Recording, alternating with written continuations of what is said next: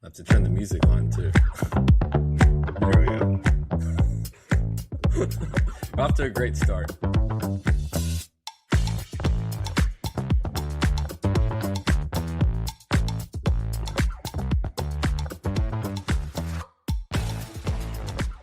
Welcome to Bless Dem Boyz, a podcast whose headphones were not plugged in. We're one Saints fan and one Cowboys fan, one fan of who dat and one fan of dat win. We're here to give weekly takes, game recaps, bad betting picks, game previews, and the occasional Seinfeld reference. This week we are recording today's episode on Tax Day, so in honor of that, our patron saint / cowboy is Skylar Green. Hopefully you save some green this tax season. Skylar Green is a wide receiver return specialist, best known for his explosive college career at Louisiana State University. He was born in Houma, raised in the New Orleans area. He started at L.W. Higgins High School before joining LSU. He originally was recruited as a running back, transitioned to wide receiver, where his speed and versatility made him one of the most dangerous special teams players in the country. He was a key contributor on LSU's 2003 National Championship team, earned All-American recognition for his return ability. At LSU, Green became famous for his punt returns and big play ability, set a school record with 4 punt return touchdowns during his career, finished among LSU's all-time leaders in return yards and all-purpose production. One of his signature moments came in 2003 when he caught a dramatic late touchdown pass against the University of Georgia, helping LSU secure one of the defining wins of that championship season. His combination of speed, toughness, and clutch play made him a fan favorite in Baton Rouge. 2006 NFL Draft, Green was selected by Brandon's Dallas Cowboys. Later spent some time with the Cincinnati Bengals and with my New Orleans Saints. Although he never replicated his college stardom at the NFL level, he did carve out a role for himself as a receiver and a return specialist before later continuing his career in Canada and arena football. He remains remembered as one of LSU's most electric return men of the 2000s. His NFL stats are as follows. From 2006 to 2008, appeared in 11 games, only recorded 3 receptions for 33 receiving yards, 1 rushing attempt for 1 yard, 14 punt returns for 64 yards, and 7 kickoff returns for 192 yards. His longest kickoff return came as a Saint in 2008 for 60 yards. I am Paul the Saints fan. I'm Brendan the Cowboys fan. We're your host. Is Izzy working? Is he okay? Yeah, that's it. It's go time. Let's see you lift that. Mr. Vanderbilt, please. It's go time. This one's for you, Pop. It's go time. It's go time. You've been married 3 times. That's it! It's go time! It's go time. All right. Now that we've got those snafus out of the way, tell you how you can contact the show. I wanted to do a quick reminder also. We will be, fingers crossed, watching the first round of the NFL Draft live a week from tomorrow, the 23rd of April. We are definitely, this draft season has definitely been taxing on this tax day. Ready to see what happens. Yeah, I believe the takes us into you is, I think I've had enough of draft season. Can we just get this over with now? We've reached that point. There's always that time where, like, I've had enough. Yeah. Like, every podcast is like, let's talk about these 5 players over and over again. And it's like, okay, I've had enough of that. Well, now it's like, who's a random player that's going to get drafted in the first round that nobody's thinking of, yeah. I mean, you probably need to. I think we talked about this last week. They need to shorten the cycle if they can. I don't know how they do that, but move the draft up. I don't know. If you have some thoughts you'd like to share with us, you can do so. blessthemboys@gmail.com. BLESSDEMBOYZ. We are on Twitter, bless_dem_boys. I'm at Paul Elliott _316. Brandon is at Ball from Grace. It's time for everybody's favorite segment, where we check Blue Sky live on the show. What do we have? So, hey, send us something on Blue Sky, and you might hear it on the show, because we'll just check it live. That's the only time that we check it is on the show. Nothing. Maybe I'll just log onto the account and just like start tweeting at people randomly. There you go. Do I have anything on my account? No, probably not.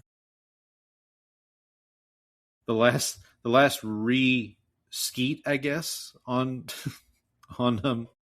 Blue Sky is when you did your top 10 ways the Cowboys won the Micah Parsons trade. There we go. That was fun. I need to do another. I had an idea for another top 10 list like recently, and then I like forgot. Yeah. Well, no, didn't I suggest one about I can't remember what it was. You did, but I think I had an idea separate from that too. So like, oh, okay, yeah. So, let's see how the draft goes this week, and maybe.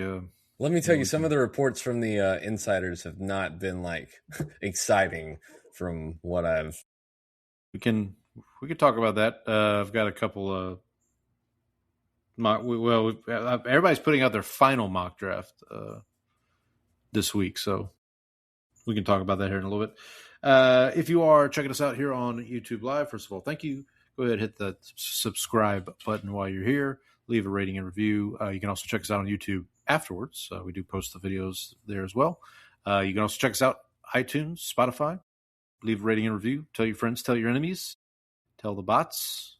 I want to give a shout out to Victoria, the bot who followed me 2 days ago. That bot's all right. All right. So before we get into Brandon's upsetting Cowboys draft news, apparently, and some other things, we here at Bless Them Boys pride ourselves on being able to discuss other things. But enough about fish. I can discuss other things, you know. Brandon, what you got going on this week? It was not. I didn't have much going on. So we were supposed to go camping this weekend with my daughter's scout troop. That got rained out, and so Friday I ended up figuring out that I had some errors on a Excel workbook that I had, and so I had to stay and I had to like fix that. So that was fun. I did our taxes. That was fun.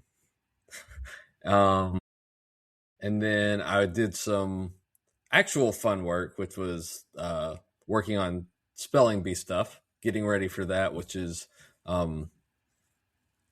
coming up about a month after the draft. So we'll have the draft show live, and then a month later we'll have that. So I was doing some work on that. That was another thing. Testing Kalshi bots, doing it the right way this time. Doing a paper version, which is just not live, before actually using any money in it. So that's that's been most of my. How's the weather been?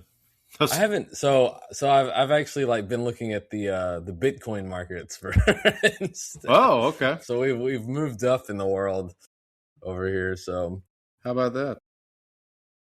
I'm telling you, I think if you take the time to actually like have like 3 screens open to the weather, you could probably make some money. But since I have a day job, like I don't have time to like sit here and click back and forth between 20 different weather markets. So I can see your boss thinks you're screwing around watching like baseball or something. Watching the Weather Channel over here. Jim Cantori over here. Yeah, so honestly, that's pretty much it for me. I did watch half of a Seinfeld episode, the one with the one where Kramer gets painted, and like the face painter. No, the painting. You know, they do the painting. Yeah, I can't remember the episode name. It's the letter, isn't it? Yeah, is that the letter? It. Yeah. You know, we talked about that one. That's the one we told Trang to watch because that's the one he gets hit in the head at the baseball game. Right. And so it's funny because Mr. Lippman actually in that episode goes to Houston. That's where he's leaving, but when Elaine is trying to steal his newspaper. Right. After she causes a real brouhaha. Cause the real brouhaha. Yeah, so I did watch a little bit of that, but other than that, my week was pretty quiet. So I'll hand it over to you. Sure. For Denzel update. That's actually like the main thing that I look forward to you.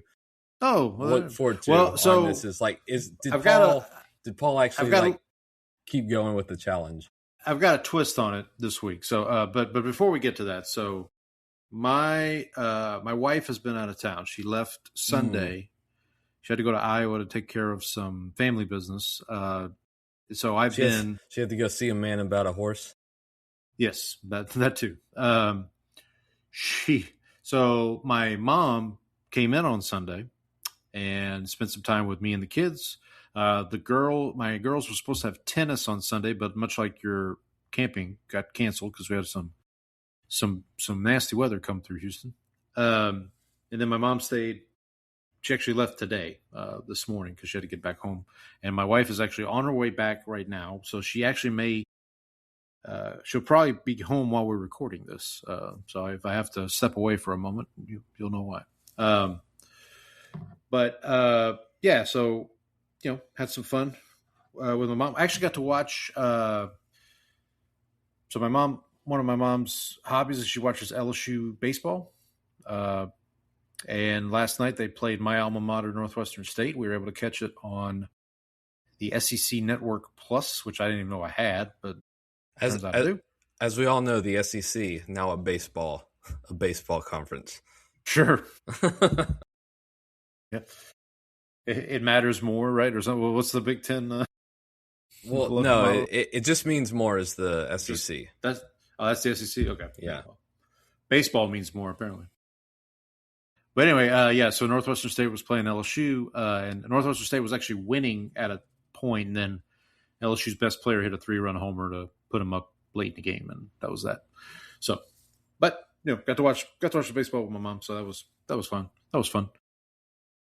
So before I get to the Denzel challenge, I did have one movie that is a Seinfeld connection, and it's kind of a doozy, and that is Basic Instinct. So there's a couple of connections here. So the big one is Newman, Wayne Knight, is in the infamous scene where Sharon Stone uncrosses her legs. And then that scene is parodied in a Seinfeld episode, kind of, I think it's the junk mail, where Newman thinks he's got Jerry on a mail fraud charge, and so he brings Jerry in, and there's a close-up of Newman. He's sweating, and he's like, "It's hot under these lights," says Seinfeld. And Jerry's like, "No, I'm quite okay."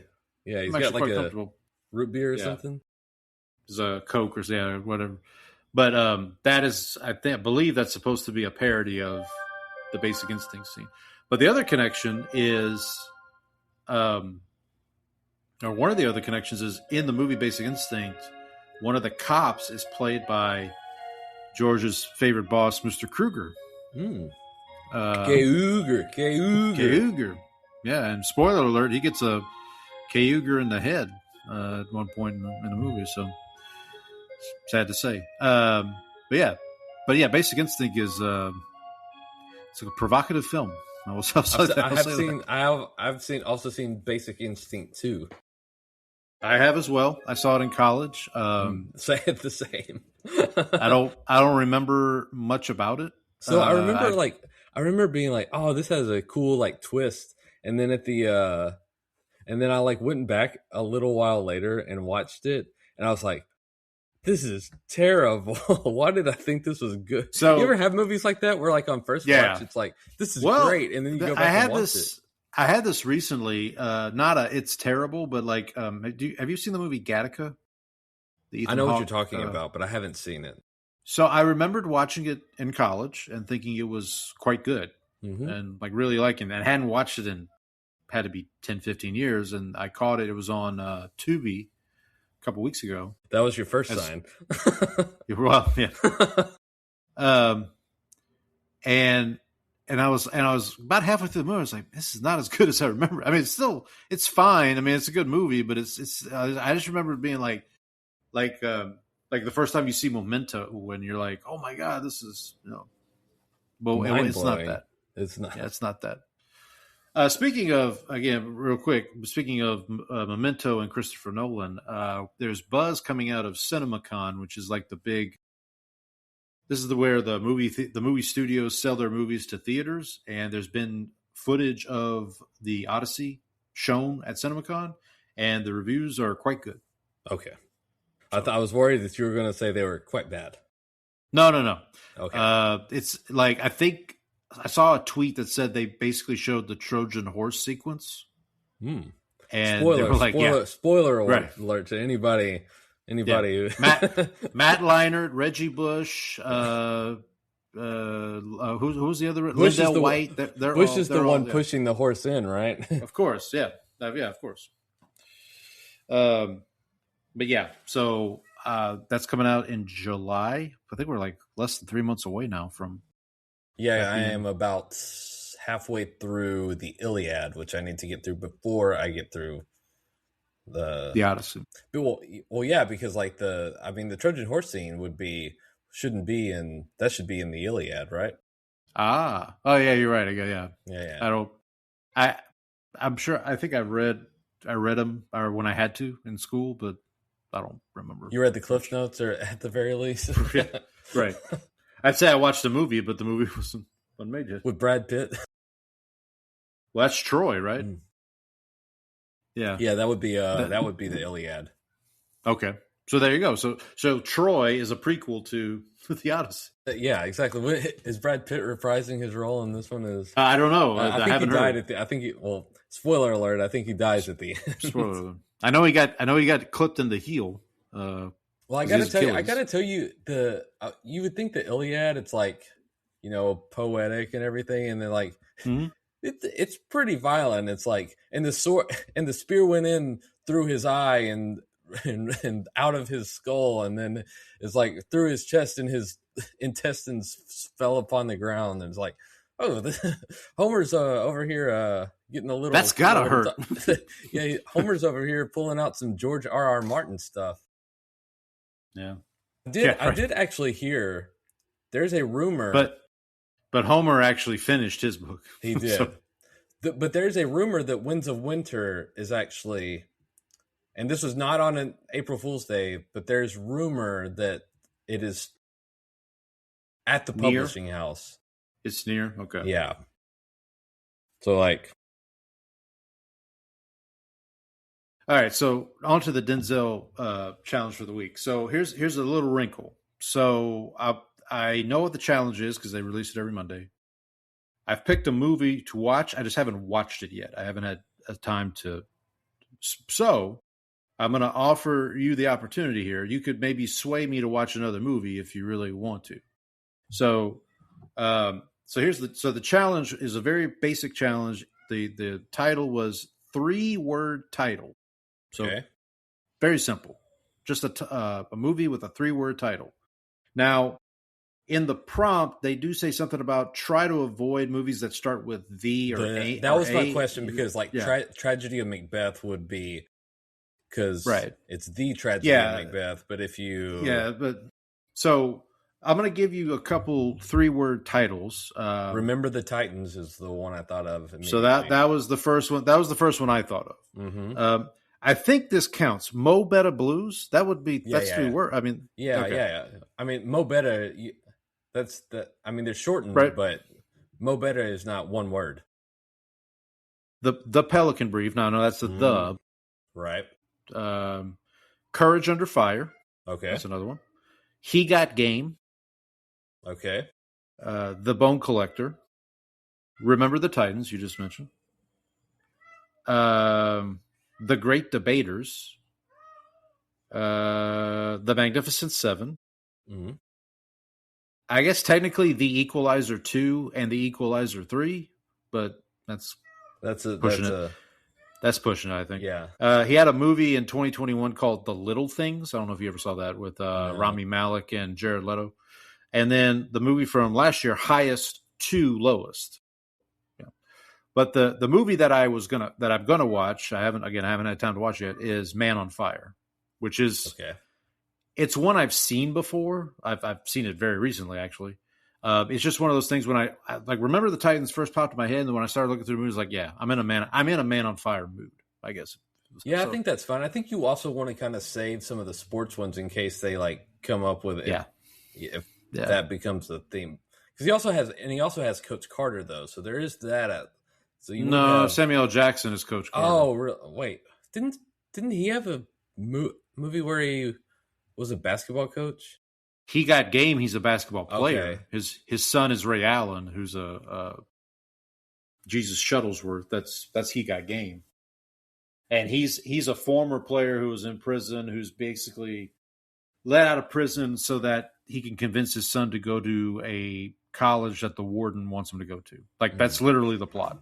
Okay, it's like we're gonna let you out of jail so you can go and convince your son to go to this school instead of this school. Gotcha. So anyway, I haven't had a chance to. I haven't got around. The thing I forgot about Man on Fire is it's like 2.5 hours long. Like it's not a short movie. So got to carve out some time for that. Yeah. But next week when we reconvene, I'll talk about that movie and I'll talk about whatever the next challenge is. Okay. Yeah. So I mean, remember the Titans was under Courage Under Fire was under consideration too. I've never seen that. That's like that's widely regarded as like Matt Damon's breakout because it's before Good Will Hunting. It's like the movie right before Good Will Hunting that he makes. So I strongly considered that one as well. And I did consider Mo Better Blues because I was thinking about there was a challenge a couple weeks ago that was like title that had a plural in it, and like I totally glossed over Mo Better Blues for whatever. You might also want to save that in case there's one that has like a color or music in it. Yeah, so it's a good point. All right, well, yeah. So after that, there'll be week 16. So it'll be, we're getting there. We're getting there. So, and so onward and upward from that perspective. I'm trying to think if there was anything else. I do want to, I know we'll get to some mock draft, but I do want to, I guess we'll keep this gimmick up is talking about some NBA. The playoffs have begun, technically. The play-in games are underway. Did you watch any of the play-in games last night? I did not. So I tried to turn on the Magic and 76ers on Prime, and the video wasn't working. Like, I heard I did hear there were technical difficulties a couple of times. Yeah, Bill Simmons apparently was blasting Amazon Prime last night on his podcast after the games about how crappy their coverage was. But so last night we had the Hornets beat the Heat in overtime. Kind of a good ending there to that game. Well, I did also hear that LaMelo Ball tackled Bam Adebayo. He was accused of some shenanigans. Yeah, I didn't see it, but yeah, he was. Yeah, so I think the question is should he be suspended for their next game? For the next game, yeah. Mm-hmm. So the Hornets will now play the loser of Magic 76ers, which is going on right now. They're in the third quarter. 76ers are up 62-60 at the moment. So the Heat are eliminated. Trailblazers beat the Suns. Trailblazers are now the 7th seed, so they will go on to face the Spurs in round. That's correct. And so the Suns will now face off against the loser of tonight. The loser of Warriors Clippers. That's right. So we'll be supporting Trang and her Clippers, of course, for this one. Of course. And so Friday night we'll have those two games. So the Hornets will play the loser of 76ers Magic.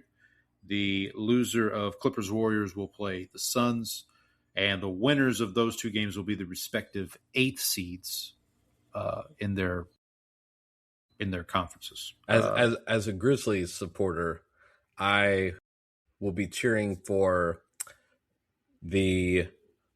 whoever is playing the Suns, and I'm cheering for the Magic to lose. So those are my because the Grizzlies have the better of the Magic and Suns Phoenix draft pick this year. So I got you.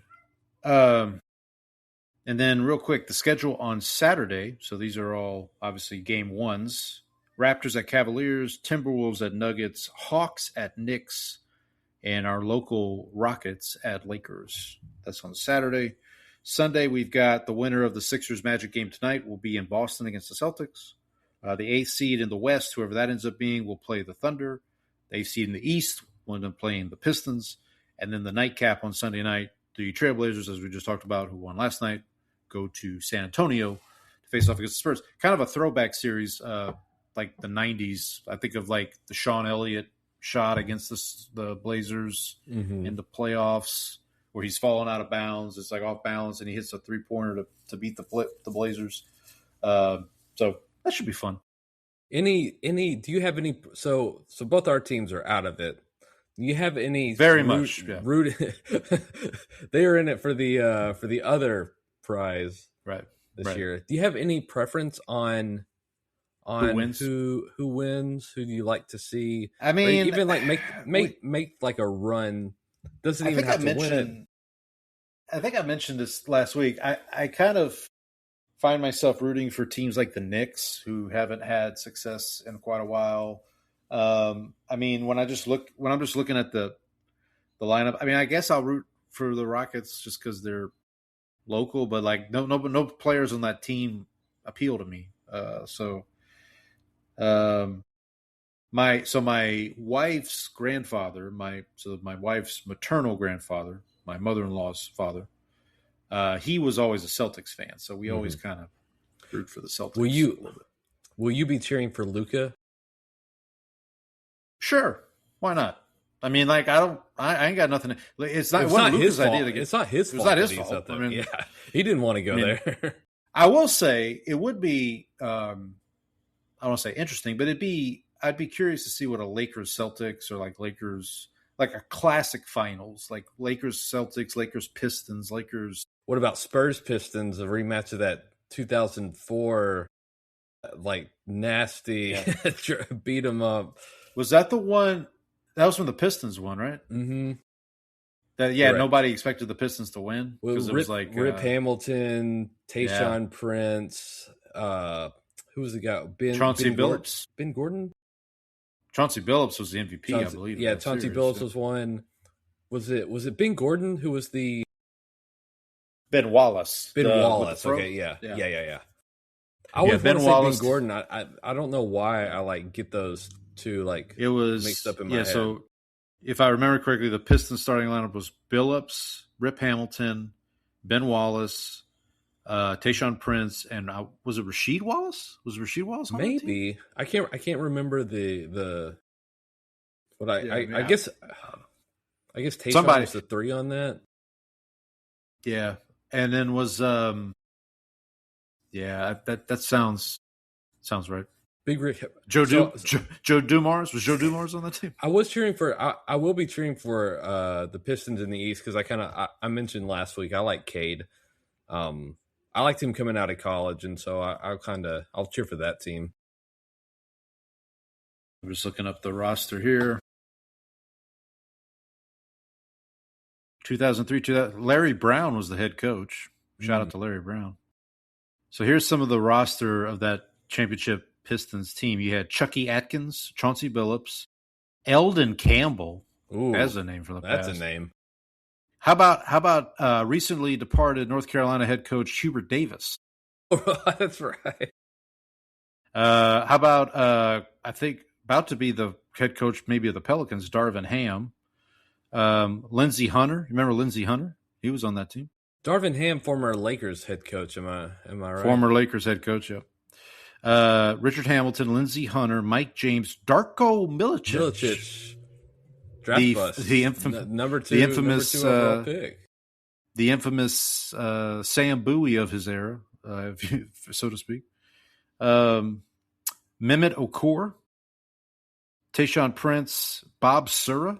Remember Bob Sura? The white guy from Ben Wallace, Rasheed Wallace, and Corliss Williamson. There's a name from the past.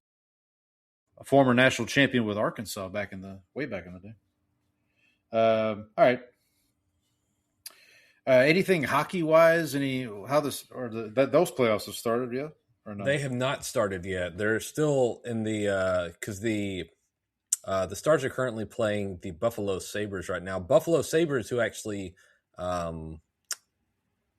just ended a playoff drought, so they will be in the playoffs this year for the first time in a looks long like they time. Are they're the 1 seed in the East. It looks like. Yeah, so I remember when I was at the start of the season, I was actually like following some hockey podcasts and listening to them, and the Sabres got off to like just this brutal start. I think like some of their underlying metrics were pretty good, but they were losing a lot of games, and I was like, and everyone was freaking out about it. They're like, okay, the rebuild didn't work. It's time to just tear it down again, start over once again. And it's like, I was like, why are they saying this so early? And then like the Sabres got hot, and then now they are the 1 seed. And so it was one of those, it's kind of like baseball. Teams start poorly, and then like, it's a long season. It's a long season. Basketball too.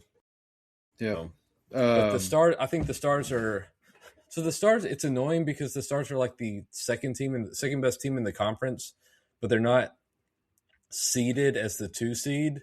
So they will have to play the 1 seed. It's a stupid system. Like the way. I'm looking at the bracket right here. So it looks like they have 2 in each conference. There's 2 sets of 1, 4, 2, 3. Mm-hmm. So like Avalanche are the 1, Stars are 2, the Minnesota Wild are 3, but then there's a separate bracket with a different 1, 4, 2, 3. So like in the East, the Sabres are the 1 seed on one side, but then the Hurricanes are the 1 seed on another side. Yes, it makes no sense. Just do conference seeding, dude. Come on, it's 2026. So, I don't know. So the Stars will be playing the Minnesota Wild in the first round of the. That's a tough matchup too. So they do not have an easy. They will not have an easy route to the. So based on this, then if the Stars beat the Wild, they would potentially face the Avalanche. The Avalanche are the 1 seed on that side, it looks like. It looks like some other seeds have yet to be determined. In the West, the East looks all set from what I'm reading here. Sabres, Bruins, Lightning, Canadians, Hurricanes, Senators, Penguins, Flyers. Hey, an all Pennsylvania first round matchup there. Penguins and Flyers. Okay. So anything, I'm trying to think if there's anything else that we need to chat about. You want to talk about Diana Rossini? Well, I did wear my athletic cap. In solidarity? In solidarity with the Athletic, to be honest. Everything.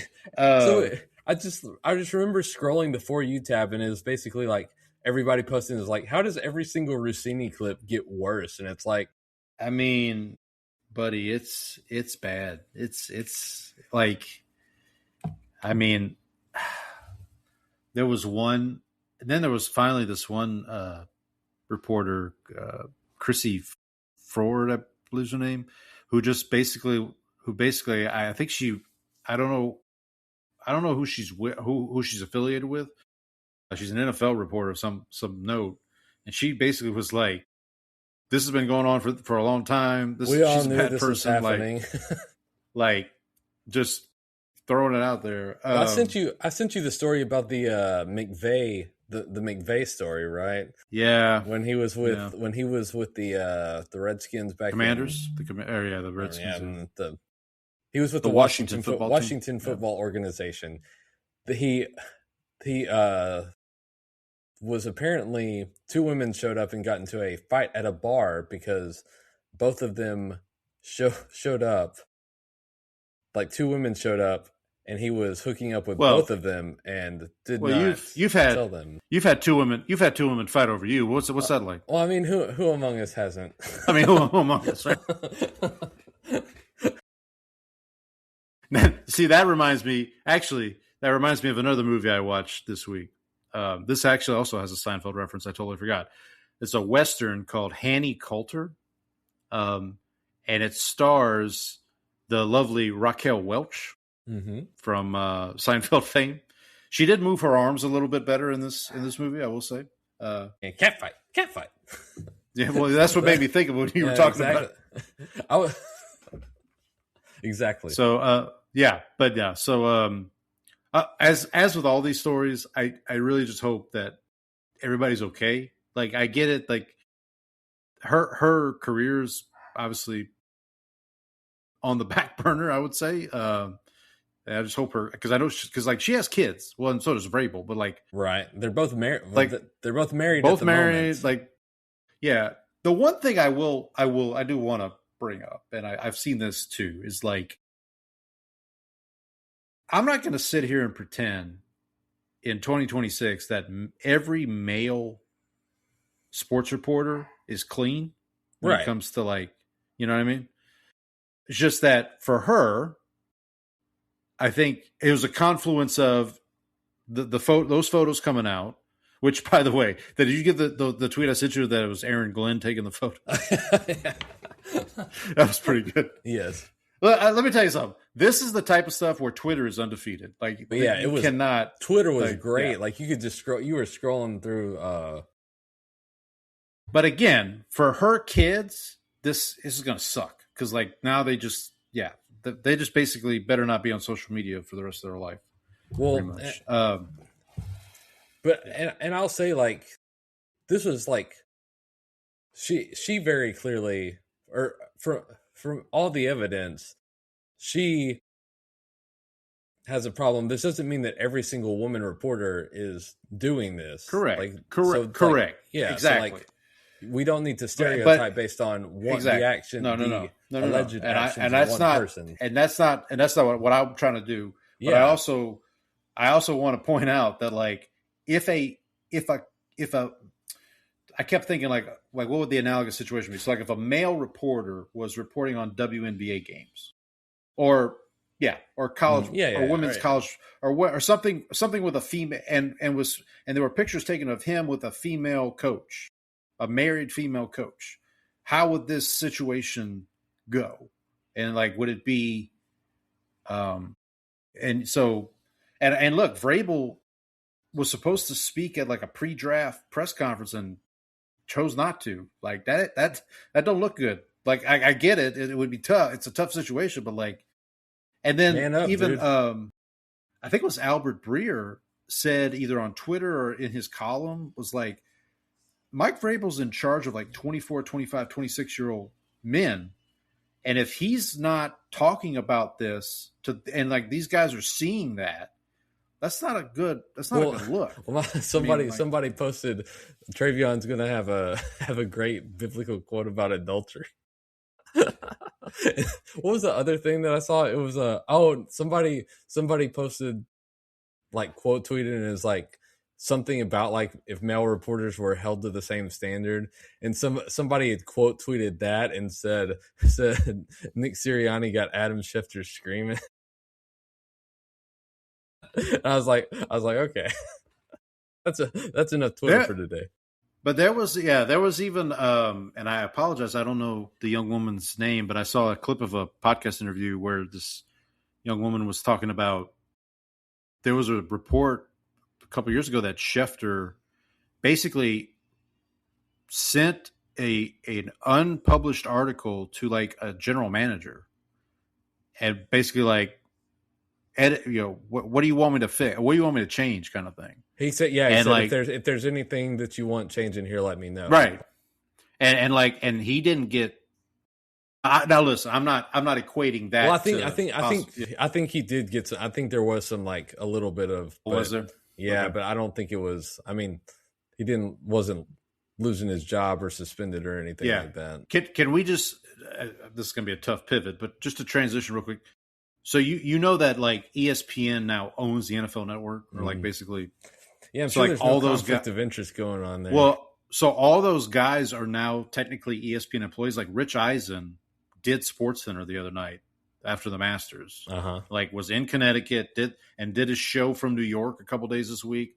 So, like, it's just weird. It's just weird. Like, Ian Rappaport was on his show talking about how he's now technically a colleague of Schefter, where, like, they were obviously the two biggest analysts fighting it out for stories. Once upon a time. It's just weird. I mean, it's just a new world we live in, I guess. But to your point, no conflict of interest at all there. Did you see? Have you seen the? Speaking, you mentioned the Masters. How about this live golf situation? Yeah, I don't. So the Masters are literally the only golf I truly make it an appointment viewing every year. In fact, I got to watch that with my mom on Sunday as well. Was the final round, which was nice because that's something me and my dad would watch it, every year. But yeah, the live thing, I never understood it. Like, I mean, it was like, I think they tried to frame it as like, oh, if you saw Happy Gilmore 2, that's basically what the Live Tour is. Like, what was going on in that movie is basically what the Live Tour is. But yeah, I just never. So you didn't. So basically, the guys went over to Live, and then like they couldn't come back to the PGA. Right. Well. Yeah, except for the Masters, and my mom and I were talking majors, about this. I think the majors allowed them. Right. Well, the Masters specifically, because that's, I believe, run by that club, by the Augusta club. So if you're a member of that club, then you can be in the tournament. Even if you. So yeah, there's a level of amnesty there. So I assume you have not heard what happened then. Apparently, didn't they all get called to a meeting in New York or something? Well, yeah. No one got paid yesterday, and so okay. So basically, this thing is like, all right, that's it. They're basically just and part of it, because it's funded by the Royal Saudi. That's International Wealth Fund. Well, things ain't going exactly great over there right now. So really, what happened? Haven't. Something going on over there? I didn't realize. I think there's a little bit of a blockage going on in some areas, and but anyway, so they're basically like, okay, because it was technically this thing is funded through 2030. Like they still have money, but it's basically because a lot of the events are over there. They're like, we can't be having golf events. So it's just like, let's just get out of it. We're just get out of here. And so basically, everything happened. They just nobody got paid yesterday, and then everyone is freaking out, and so they're now there's this emergency meeting, and basically Liv is dead, and so now everyone's going to have to go back to come crawling back to the PGA. I think there were two golfers who went back, and they got a deal where they had to repay some stuff. They had to go back to the Q school or whatever, and so they got out early. Well, apparently nobody else got the memo because everybody else now is just pissed. So like I said, I very minimally keep up with that stuff. I knew. So my mom's favorite golfer for the longest time was Phil Mickelson. So obviously he's the head of that push for the Live. And he was supposed to play in the Masters this week, but I think he had a family emergency or something. It was a pretty good week for Rory. Liv dies and you win the Masters again. That's a week. And he almost So my mom and I were watching it, and one of the guys that was kind of in the running there towards the end was Sam Burns, who is an LSU alum. He's from Shreveport. And I think, isn't Scheffler a UT alum? Scotty Scheffler? He is. Yeah. Scheffler, okay. There's two of them. Yeah. Scheffler and Jordan Spieth are the two. Okay. Yeah. Now, Scheffler already has 2 green jackets. He won in 22 and 24. And then Rory obviously now wins them back-to-back. He's the first guy to win back-to-back since Tiger in the early 2000s. Well, what a brutal story that was, too. Tiger's going to play in the Masters, and then somebody get this dude some help. Well, I mean, I don't know if I talked about it on the show, or maybe I just talked about it with my wife because she was asking me.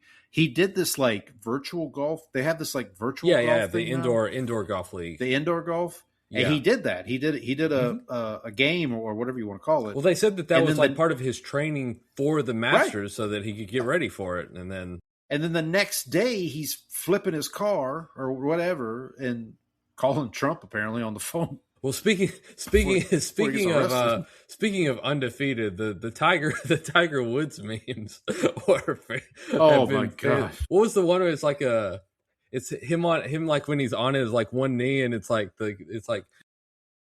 me sitting on me waiting listening to my little league coach yell at us, stressed from the his impending divorce, while I wait to tell him how I left my cleats at home. Yep. I mean, again, like Twitter's undefeated. I will also say, again, just a real quick sidebar.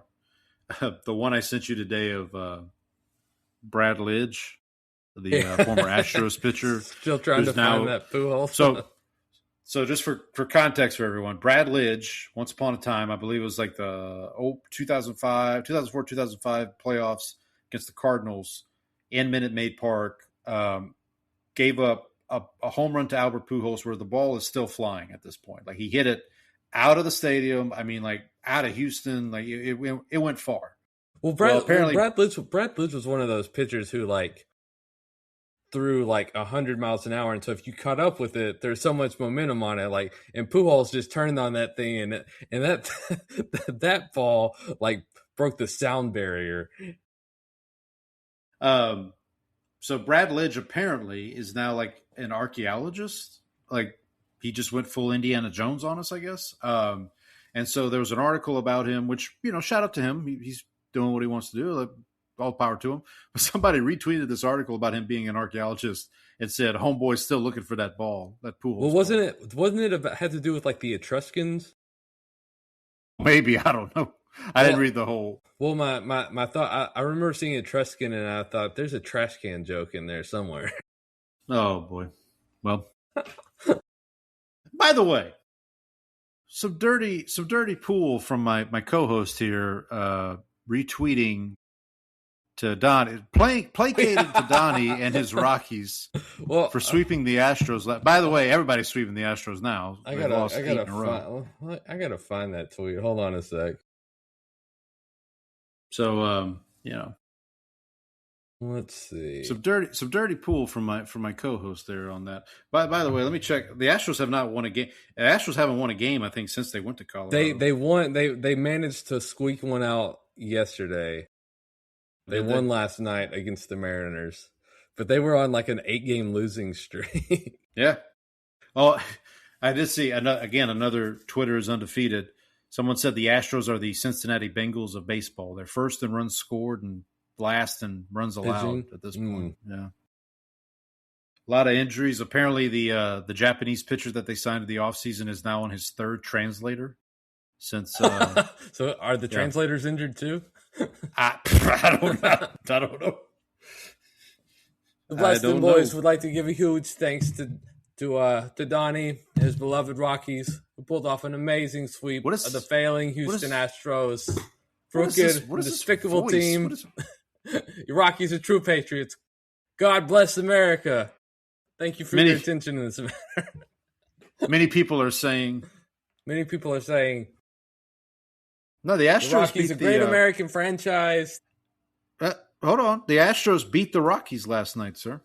Oh, I'll thank you very much. For some reason, I thought they had actually beat the Mariners, but they had to play the Rockies to get a win. That was not a given.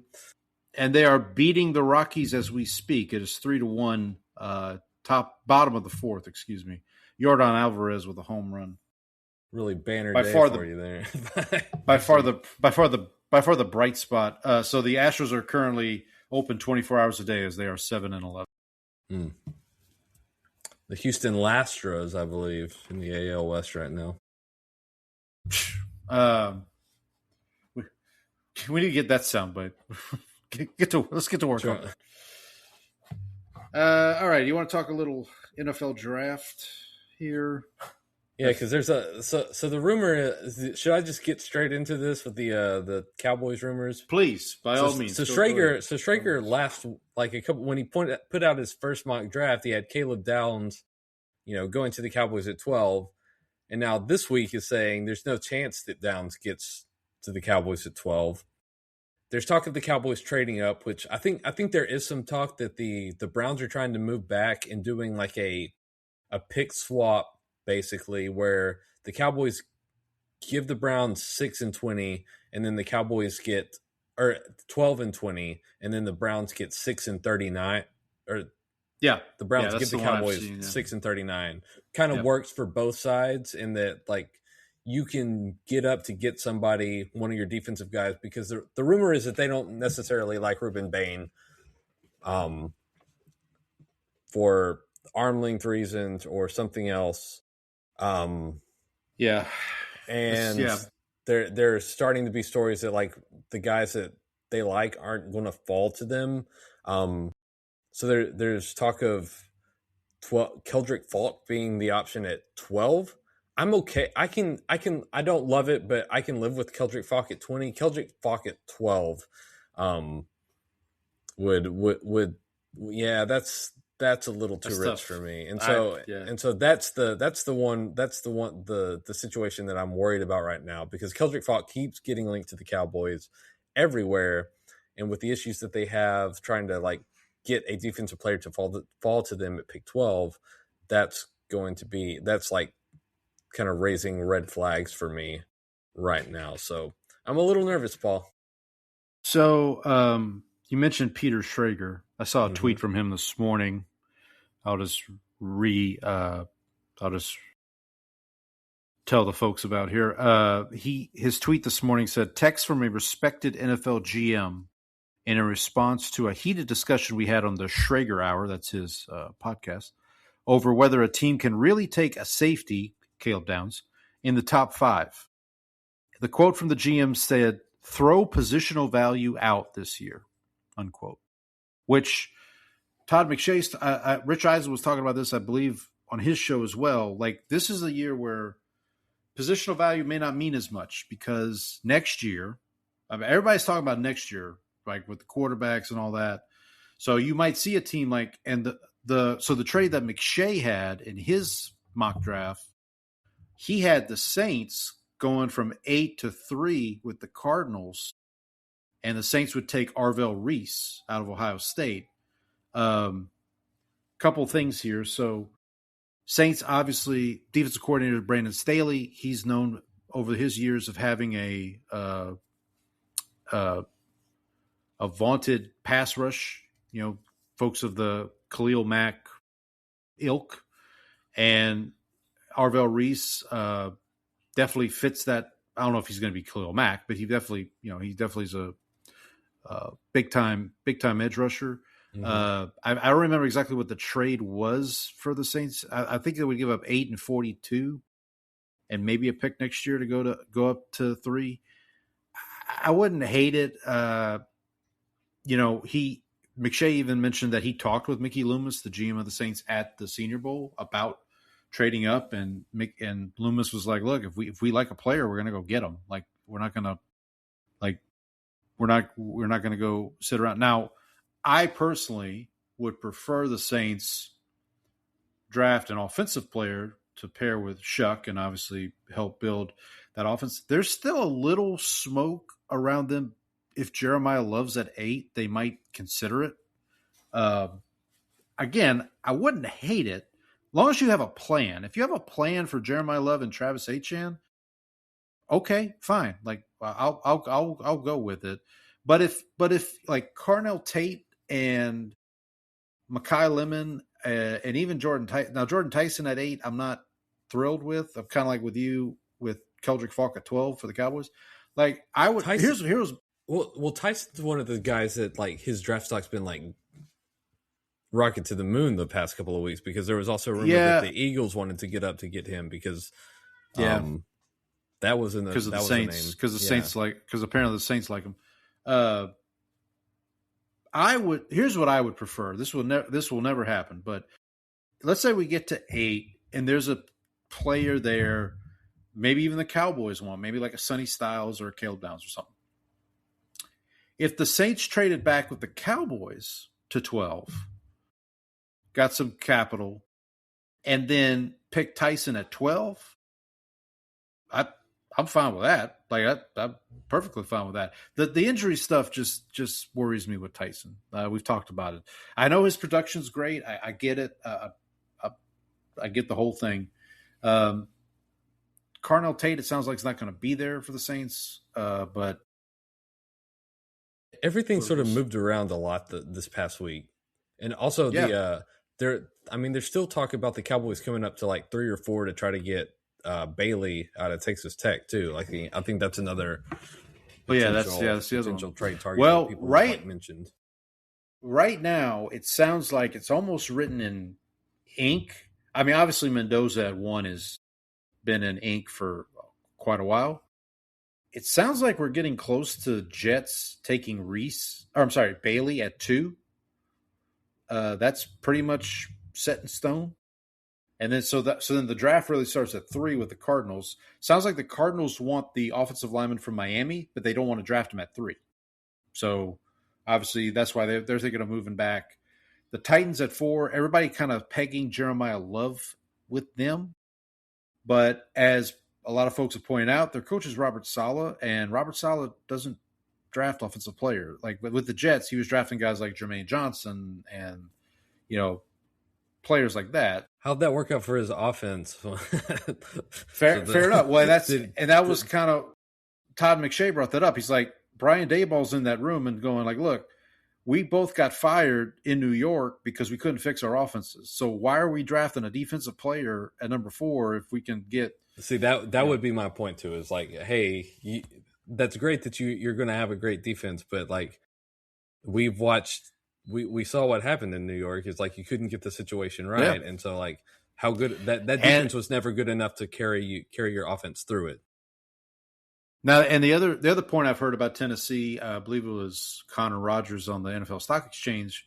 He's like, if you look at Tennessee's offensive line, the only player right now that they have on the offensive line set for 2027 is Peter Skronsky, who they drafted I think 2 years ago.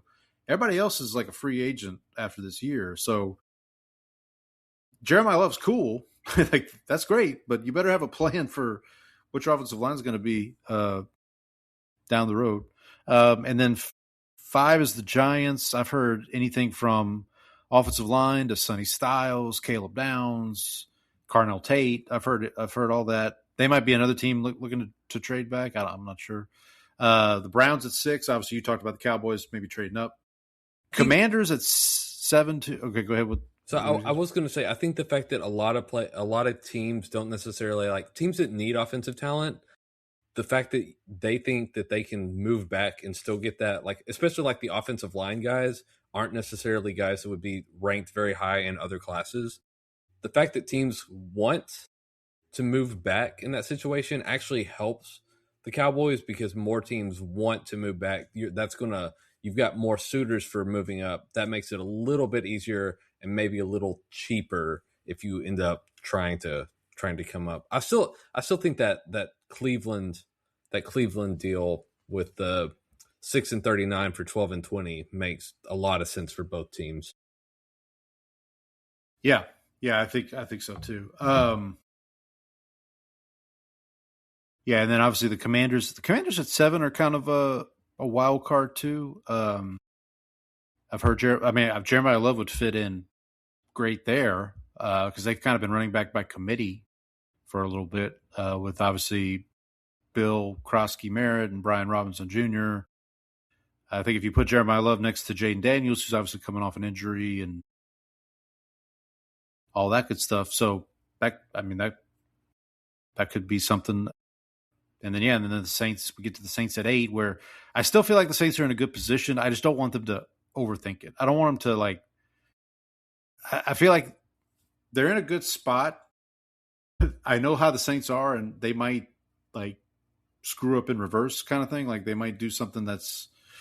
And then obviously the Chiefs are at 9, Bengals at 10. Should we talk about the Ruben Bain? Because it seems like his draft stock is falling pretty quickly. Well, okay, so this obviously my first thought when this report came out about his involvement in this was it a 2024 incident? Mm-hmm. Yeah.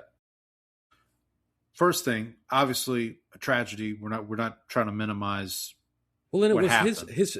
It was the passenger in his car, and it was his friend. Like it wasn't like a random person. So like this, but the thing that's key to note here is that NFL teams have known about this all along. Like this is not new. This isn't the first thing that popped into my. It's new to us, but the first thing that popped into my mind was the Laramie Tunsil thing. Remember Laramie Tunsil on draft night when that picture of him with the bong came? Like for those who don't remember, Laramie Tunsil was going to be he might have been the number 1 pick in the draft at that year. He was a left tackle. Great draft night moment. And then, like literally, what was it? Like 2 hours before the draft, this picture of him with a bong mask pops out on Twitter, and it's like, uh-oh. And he ends up. Did he drop? He got drafted in the first round still, though, right? It was. I think he went 10th or 11th or something like that. So but he fell, yeah. but he didn't fall too far. There was also like who was the Georgia guy that the Eagles ended up getting, because was it Jalen Carter? Because he had like multiple. Jalen Carter. But again, those were kind of like with the Bain thing. Like that stuff came out pre-draft night. Mm-hmm. Like the Tunsil thing was like literally like they were on the carpet and like it popped up. We're at the draft. We are here, and that happened. So listen, again, we don't want to minimize what happened and our sympathies to the life that was lost in that accident. I think, I mean, the Bain thing it's fascinating. I don't know if I still don't think he'll get past, like, if he gets to 12, I think the Cowboys take him, right? Like, I don't see.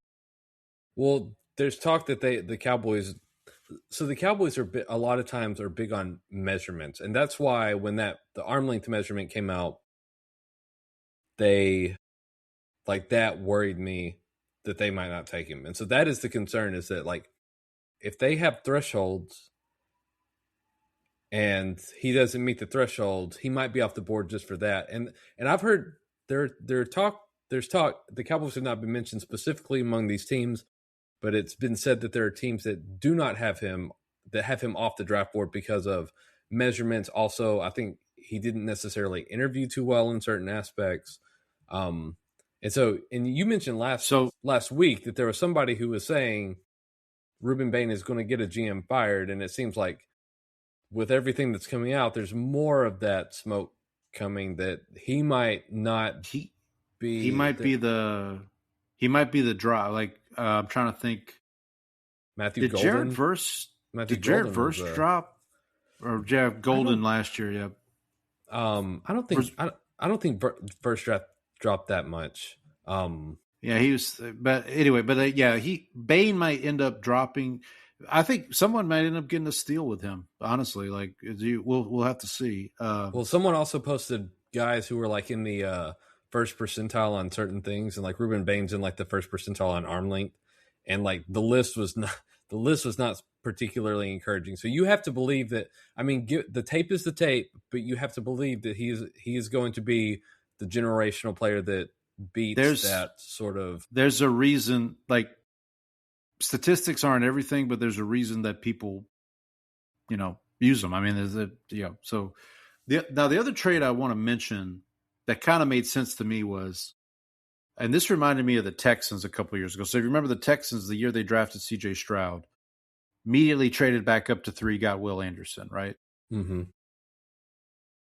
The trade I saw was the Jets doing a similar thing. So using the number 2 pick, drafting either David Bailey or Arvell Reese, and then trading from, I think it's 16 is their second first round pick from the Colts, trading from there up to like 6 or 7 to get Carnell Tate, the wide receiver out of Ohio State.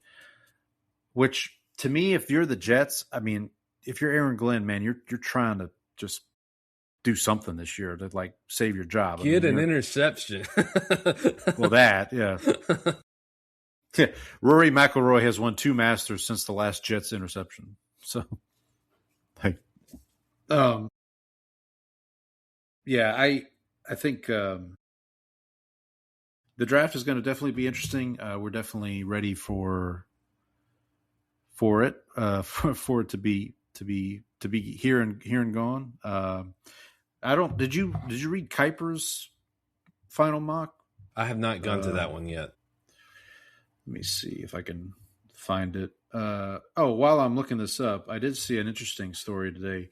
Arian Foster was on. I don't know if it's his podcast or if it's like one of the like Barstool podcasts, and they were asking him about because obviously he was a undrafted free agent. They were asking him about that process, and apparently there were 3 teams in that he was interested in going to.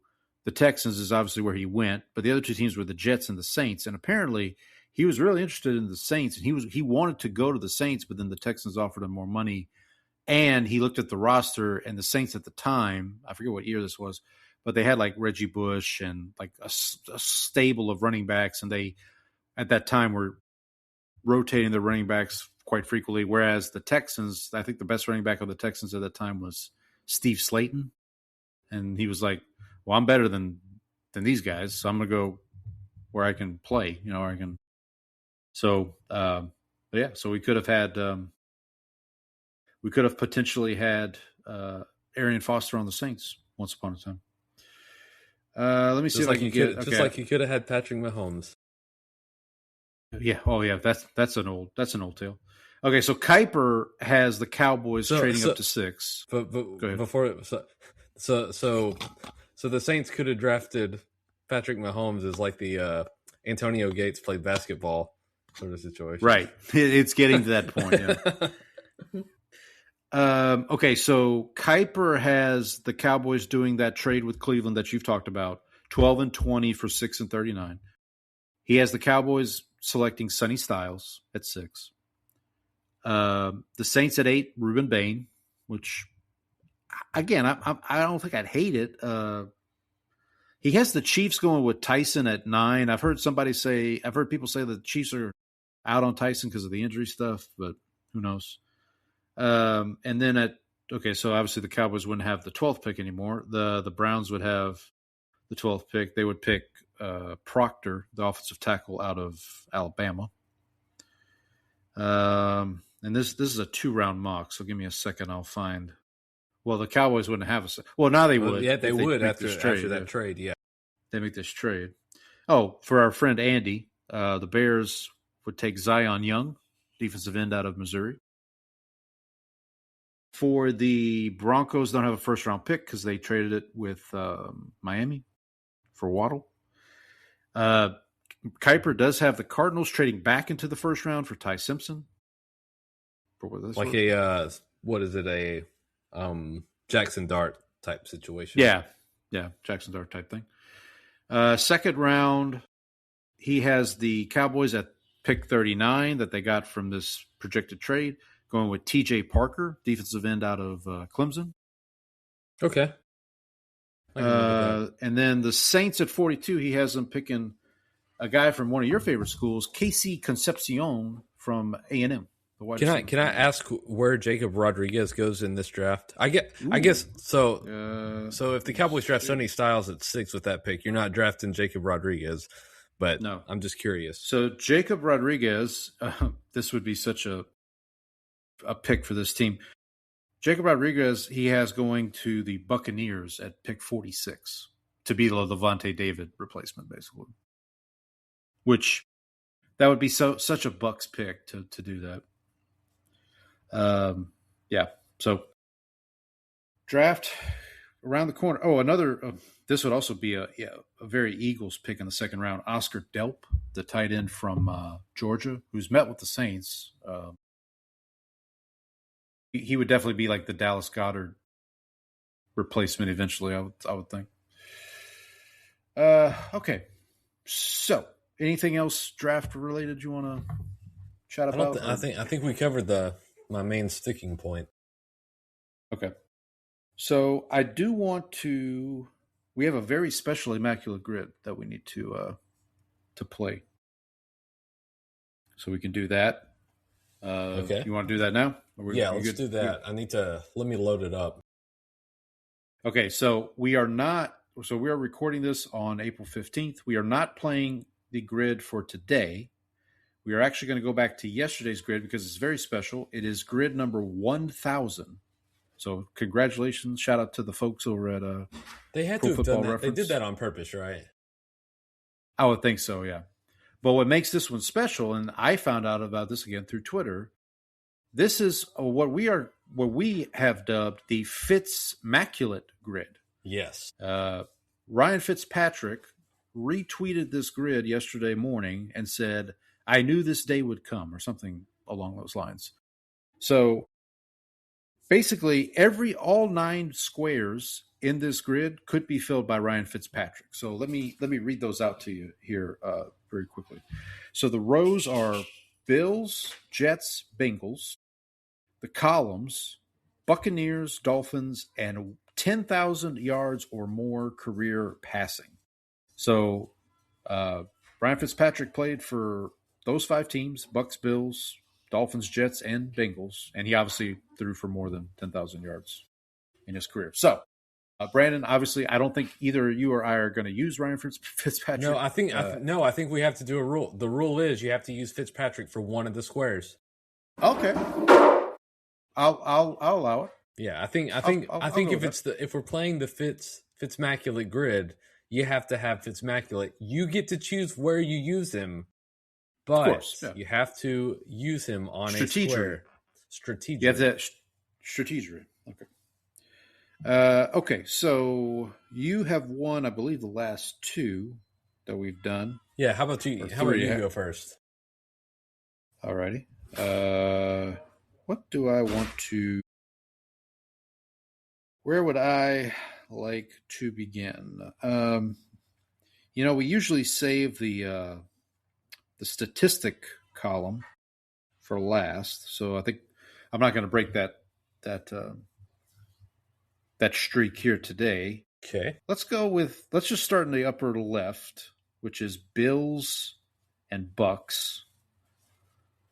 I'm actually going to go with a former patron saint / cowboy, and that is Darian Barnes. And I start with a 0.02%. Thank you very much. Okay. I'm probably not going to beat that, but I'm going to use a former cowboy. Do you know it? Former cowboy Cole Beasley. Well, yeah. So I think Fitzpatrick tried to do this, and he couldn't 8%. Come up with a. So Fitzpatrick was trying to do this and retweet it, and he couldn't come up with a Bill Buck, and it was somebody help me out here, and somebody retweeted Cole Beasley, and they were like, Cole Beasley played for Tampa Bay. So, yeah, very shortly. He played for Tampa Bay 2 games, no starts, 4 receptions on 5 targets for 17 yards. And was he technically? Did he technically win a Super Bowl ring then? Was he on that Super Bowl? Was that the Super Bowl season? No Super Bowl championship. Okay. Okay, so my turn now, right? Yeah, your turn. You're up. Okay, I'm going to go to the bottom left, Bengals Bucks. Okay. And I'll choose someone who played for another one of my teams, the Texas Longhorns. Jordan Shipley. Oh, Shipley's Donuts, yeah. 0.2%. My dog's going to help me out here. Say hi. Say hi, Millie. Okay. So we're on Bengals Bucks, you said, right? Oh. Got it right here. Saints legend. Lorenzo Neal. What was your score for Jordan Shipley? 0.2%. 0.2. Lorenzo Neal, 0.9%. Ooh, so you edged you out on that one. Square to you, sir. So it's my turn here. All right, I'm going to go. I guess we'll finish that column. We'll do Bucks Jets.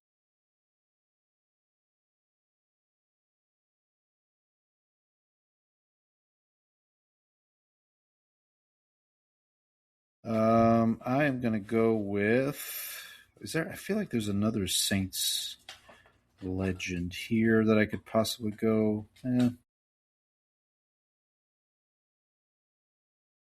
Sorry, I've got a cat making noise.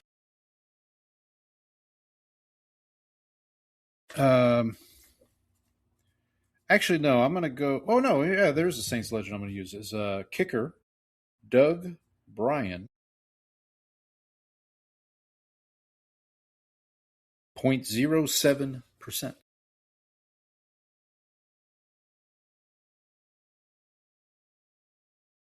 trying to think of this guy's name.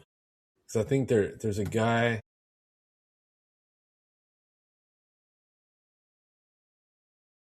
Keyshawn Johnson? No. Is that what you think? Dick Wood. Oh, of course. He was. What was your score? Doug Bryan was 0.07. Oh man, 0.3. Somebody's been stealing our dick tactics. All right, is it your turn? It is my turn. All righty. All right, let's go to the Dolphins Bengals bottom center.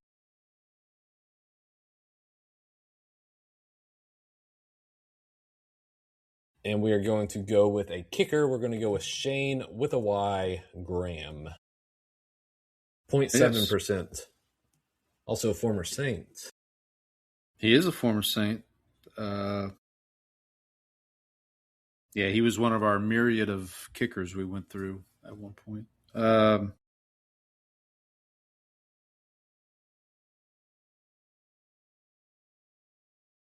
Okay, I'm not going to pull the Fitz Magic card yet. What was your score on that one? 0.7. It's Dolphins Bengals, right? Correct. I'm going to go with the original hefty lefty, Scott Mitchell. 2%. Like the milk. Yeah, exactly.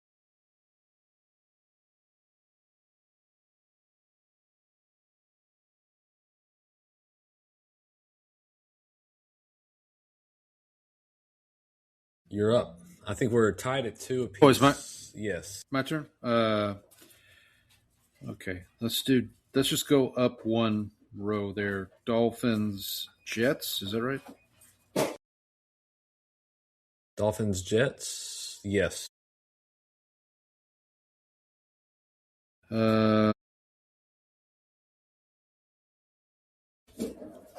Let's do...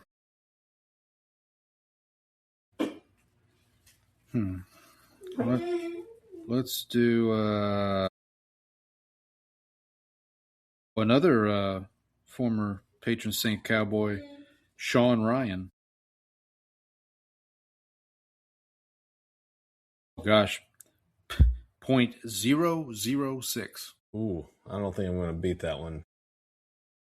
You want to play your Fitzmagic card here? I'm thinking about it. Now, we should remind folks, you could just steal mine, and then I get the square, but then it keeps your score low, your overall score low.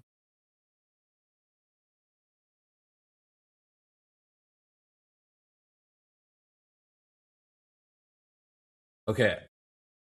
Good. Wait, I need to make sure this guy. I actually don't think he played for the Bills. No, we're doing Dolphins Jets, aren't we? Oh, we're doing Dolphins Jets? We already did Dolphins Jets. That's where I did Dick Wood. No, I thought that was Bucks Jets. No, I haven't done Bucks Jets yet. Well, I did. I did Bucks Jets. So okay, so when we get to that, I've already got my player picked out. Okay. So wait. So which one are you doing right now? I thought we were doing Dolphins Bills. Okay, well, go. You pick one then, because I haven't We got to turn around here. So you go ahead and pick one. I need to pick a Dolphin Bill. Okay, I'm gonna do the guy that I wanted the Cowboys to draft. I think I used him last week in the one that we played, or last time we played. But I'm gonna use Rasul Douglas, West Virginia product. Okay, 2%. Okay. All righty. Can I use?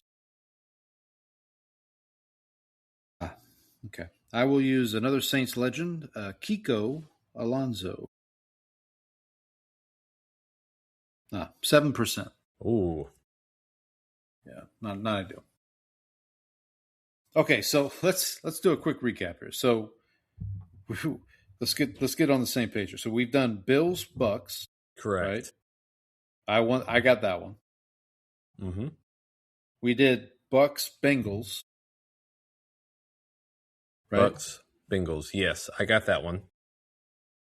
What was your score on that one? 0.2%.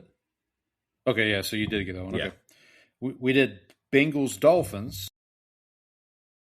Shane Graham, 0.7%. I got Scott Mitchell, so you win that one. Okay, I'm up 2-1. And then we just did Bills, Dolphins. Uh-huh. I did Kiko Alonso, you did Rasul Douglas. Okay. So I won that one. You won that one. And then we did Jets, Dolphins. Jets, Dolphins. I did Dick Wood. And I did Sean Ryan. What was Sean Ryan? I think you won that one, right? .006. Yeah. So I'm up 3-2 right now.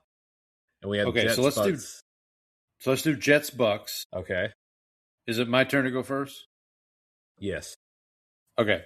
So I'll pick Doug Bryan. Okay. That was the kicker, Saints kicking legend. 0.07% for Doug Bryan. You're going to beat me. But I am going to steal one of your players here. Because I looked him up when you said his name. Lorenzo Neal also played for the Jets and the Bucks. So I will use Lorenzo Neal. Actually, you might win this. Because I don't know, about 0.07? He's 0.2%. Okay. I knew it would be less than 1. I knew it would be less than 1%. All right. So it is your turn to go first. So we're now on the 10,000 yards or more in a career. Now, again, they don't have to have done all 10,000 passing yards for that team. It's just you threw for 10,000 yards in your career and you played at one point in your career with either the Bills, Jets, or Bengals, right? Yes, that is correct. Okay. So, like, if Drew Brees had played one game with the Bills at some point, he would qualify for this, but he obviously did. Okay, so I'm going to start with the Jets. Okay. And I'm going to take. Wait, there he is. Okay, good. Babe Parilli. Oh, nice. Very nice. I got a lot of 0.2% over here.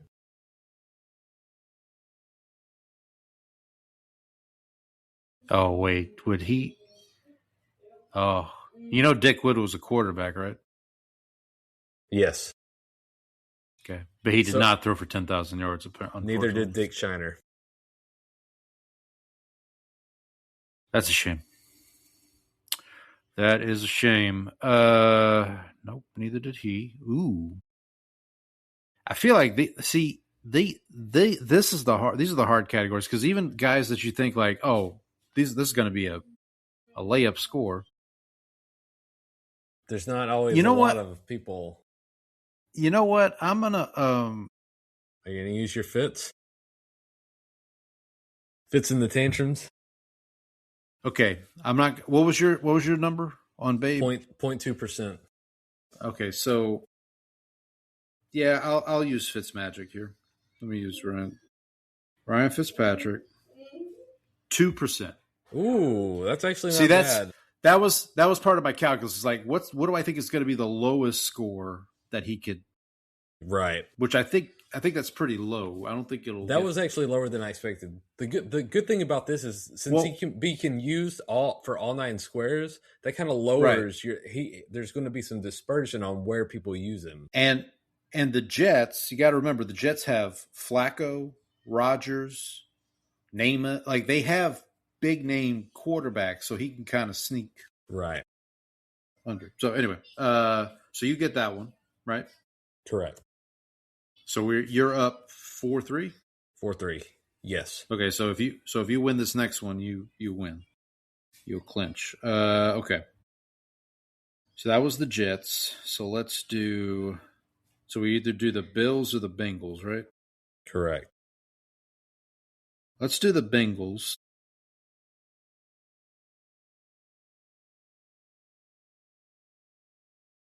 There's a legend patron saint cowboy could be used here, but yeah, red that rifle. score the red rifle, but I feel like that score would be through the roof.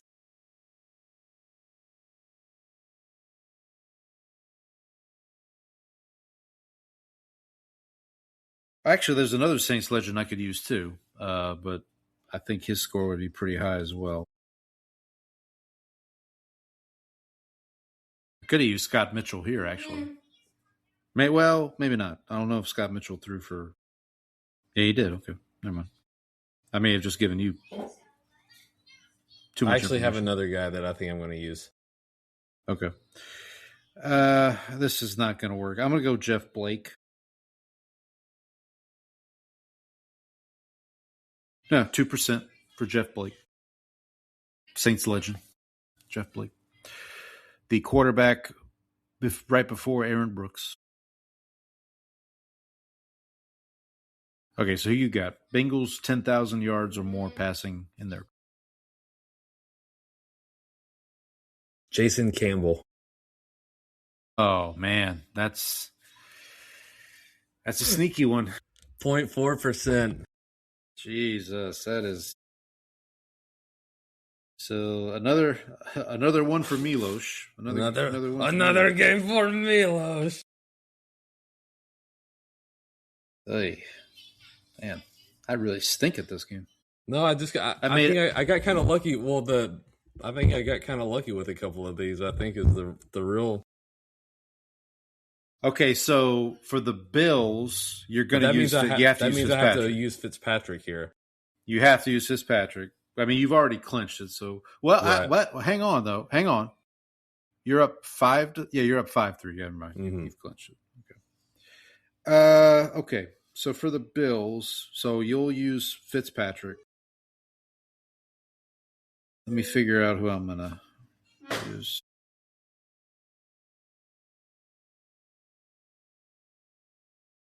I don't guess EJ. No, EJ Manuel did not throw for 10,000. Ooh, here's a sneaky one. Former Cowboy Matt Castle is also an option. I'm gonna try Derek Anderson. 0.2% for nice. Mr. Anderson. So I got 3. So what was your final score? 14. 16. So at least I'm getting a lower score overall. So that's something. Well, the Cole Beasley one was probably what put me over the top there. Or under the top.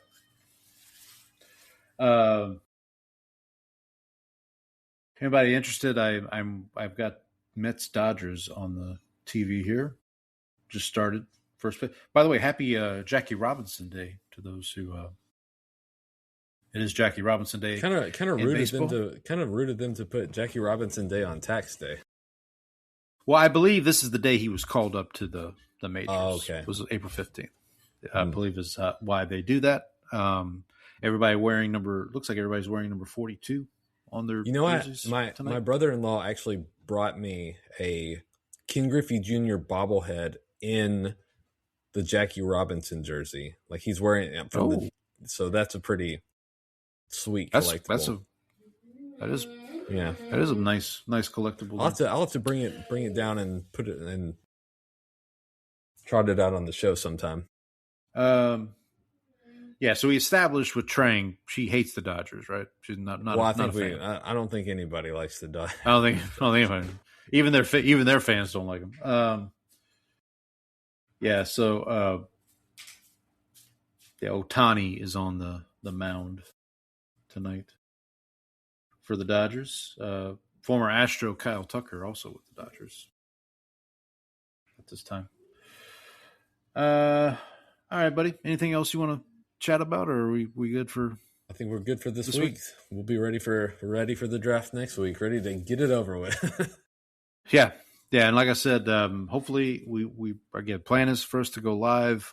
I do have jury duty that day, so hopefully that doesn't interfere with our plans. But yep, we'll see. We'll also, I guess, so it'll be a live show. So we'll be doing, we'll probably sneak in some things as we in between picks. I believe the live coverage starts at what time? Is it 7 or 6:30? I think 6:30, and then the official show kicks off at 7. The official show. I do know they have shortened the time between picks. I think they only give them like 8 minutes instead of 10 this year. Or yeah, I like that. I like that because we didn't need this whole 10 minutes. Yeah, we got. Time. Yeah, let's move along. Let's get this thing going. Cue the Benicio del Toro gif from the Oscars of him. Yeah. All right, buddy. Well, we'll see everybody next week. Hope everybody has a good week. And happy tax season. No. Ugh. Ugh. Happy being over with tax season. Happy being over with tax season. There we go. All right.